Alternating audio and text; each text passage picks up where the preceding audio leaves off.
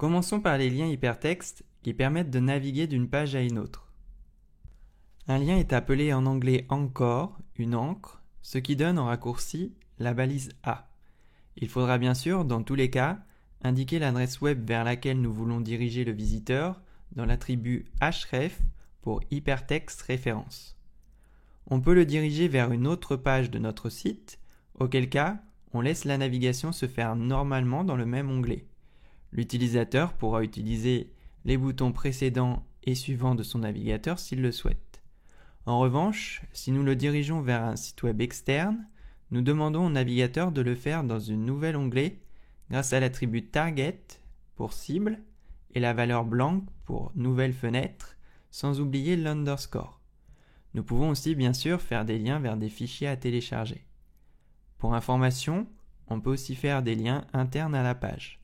Comme leur utilisation est devenue assez rare, ils sont abordés dans la section bonus. Ajoutons par exemple un lien vers le site de l'Office du tourisme du Costa Rica avec la balise A et l'attribut href pour indiquer l'adresse du site web. Comme il s'agit dans ce cas d'un lien externe, je rajoute l'attribut target à blanc pour le faire s'ouvrir dans un nouvel onglet. Détail important d'accessibilité, le texte du lien doit être explicite par lui-même.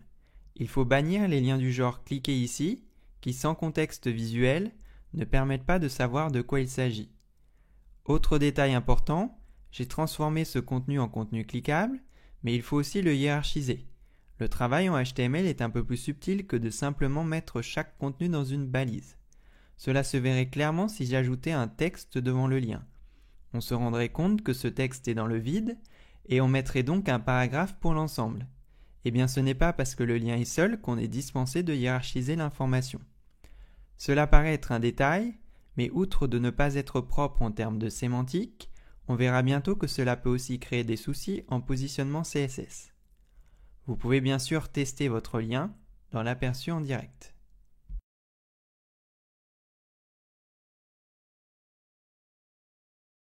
N'hésitez pas à vous abonner à notre chaîne YouTube pour suivre tous nos tutoriels HTML5 et CSS3 en cours et à venir.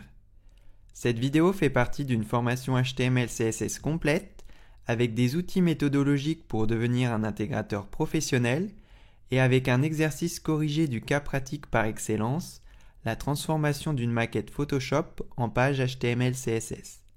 Retrouvez-la sur notre site web formationhtml5.com et inscrivez-vous à la newsletter pour obtenir des coupons de réduction.